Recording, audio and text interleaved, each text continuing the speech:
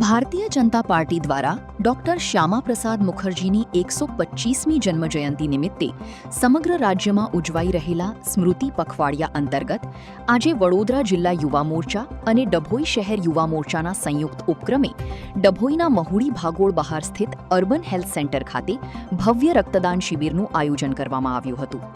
સેવાના સંકલ્પ સાથે યોજાયેલા આ કેમ્પમાં યુવાનોનો ઉત્સાહ જોવા મળ્યો હતો.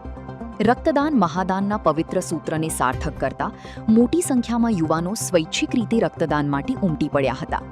સમગ્ર શિબિર દરમિયાન આશરે 100 યુનિટથી વધુ રક્ત એકત્ર થતા માનવ સેવાનો એક પ્રેરણાદાયી સંદેશ સમાજ સુધી પહોંચ્યો હતો.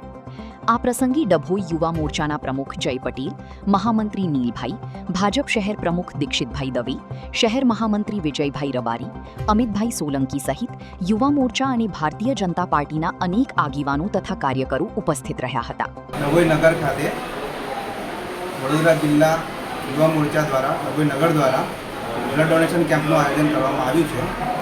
તેમાં યુવા મોરચાની ટીમ ઉત્સાહભેર ભાગ લીધો છે. આ જે કેમ્પ છે એ ડૉક્ટર શ્યામા પ્રસાદ મુખર્જીના 125મી જન્મજયંતિ નિમિત્તે સ્મૃતિ પખવાડિયા અંતર્ગત આ આખા આપણા ગુજરાતમાં તેમજ દેશભરમાં આ પ્રકારના કેમ્પ કરવામાં આવી રહ્યા છે ભારતીય જનતા પાર્ટી યુવા મોરચા દ્વારા.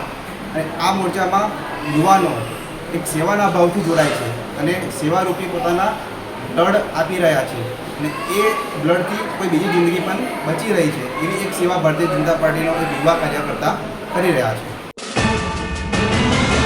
યુટ્યુબ પર KNK મીડિયા નેટવર્કને સબસ્ક્રાઇબ કરો, ફેસબુક અને ઇન્સ્ટાગ્રામ પર ફોલો કરો અને દરેક પોસ્ટને લાઇક અને શેર કરવાનું ભૂલશો નહીં.